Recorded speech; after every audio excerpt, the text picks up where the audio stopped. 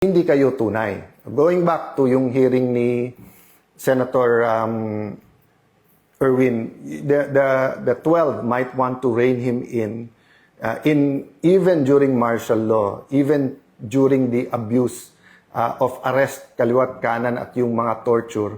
Wala pong high official na nagsabing, kwekwelyuhan ko yan, ako mismo arrestuhin ko yan, etc. So, you know, it's incredible that you'll have a human being speaking like that. Kaya sa sulat ni former Congressman Michael Defensor, dapat ang sagot namin ay simpleng umattend kayo sa legitimate na Blue Ribbon Committee dahil yun ang may legal protection. Pero siguro idadagdag ko dun sa sulat na yung ganun mental state ng isang senator tapos siya ang magiging chairman, walang makakapag-guarantee ng inyong safety doon. At tandaan nyo po, tapos na po tayo doon sa 18 Marines. Kung gusto nila ipatawag ulit under Senator Marcoleta, pwede mag-attend sila Senator Win. Pero nandun pa tayo sa 2 o 3 witnesses na ang bibigat at may mga dokumento at talagang mayayanig yung ating bansa. Kaya po nagkakaroon ng ganito. Ang problema po, kaya sinabi kong malapit malayo. Every time that the truth is about to come out, wini-weaken yung institutions. Winiken po ang House of Representatives, winiken po ang Senate. Sabi ni Senator Lacson, sirang-sira ng Senado. Ikaw naman sumira sa Senado through false testimony witness using the Blue Ribbon laban sa ating mga kasama. So, etong mga kaganapan ng May 11-13, Malacanang ang may control dyan sa NBI, hindi sa amin. Tapos iwa-whitewash nyo pa para sabihin wala ang mga NBI sa loob ng Senado. So, tama yung sinabi ni Senator Gringo.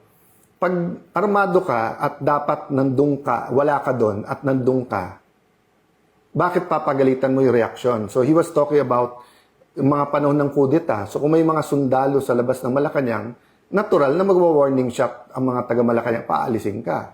So, ginulpi na nila ang isang taga-OSAA, hinabol nila ang isang senador sa loob ng Senado. So natural, nung pinaligiran nila ang Senado at they crossed over from GSIS into the Senate na naka-full battle gear, natural na magkakaroon ng warning shot. And then ang sisisihin kami, hindi yung nanggugulo. So the point is, these hearings, you know, you had your chance to have hearings. Ilang buwan naman kayo na hindi nag-hearing. Di ba? So, siguro, ang haba na ng sinabi ko, my point is, mga kababayan, who are we as Filipinos? So, I had to think about my role. Komportable ako sa pagso-soul search ko, sa role ko po in transforming the nation, sa role ko po bilang isang Kristiyanong may pinaglalaban. Komportable po ako, quiet life with family, building our city. Pero nung tinawag ako, step up, be with the senators, be our leader, I had to say yes. Kasi yun yung role na binibigay sa akin. I knew I wouldn't enjoy the perks. I knew na baka kasuhan muna, kulong, intimidate, offer. But kailangan ko lakasan loob ko I have to put my whole faith in God. Today, day by day lang ako nabubuhay. Day by day, Lord, anong pinapagawa mo sa akin? So, dun sa mga nagpe-pray for us, pati mga nag-open letter, I don't get offended. Tama yung sinabi nyo. Ang prayer ko should be, Lord, saan mo ako gusto at anong dapat kong gawin? So, I'll stop there, but you also have to ask yourself that question. Whether you're a doctor, you're a lawyer, you're a soldier, wala kang trabaho, barangay tanod, anong role mo? Definitely to pray.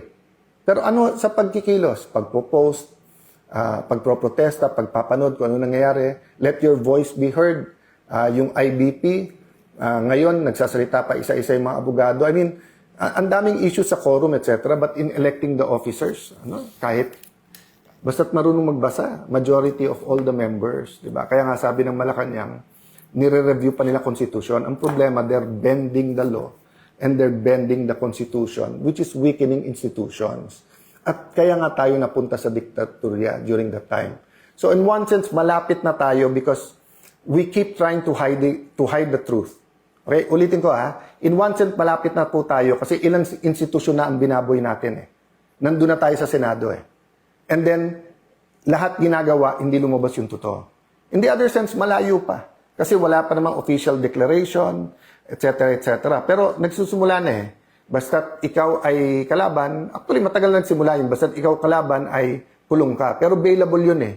Ngayon yung non-bailable na ginagawa. At ang masama, dati lumalaban yung institusyon. So nung pinadlock ang Senado, nagkaisa lahat ng senador at least more or less no, na wag nyo ipadlock yung Senado.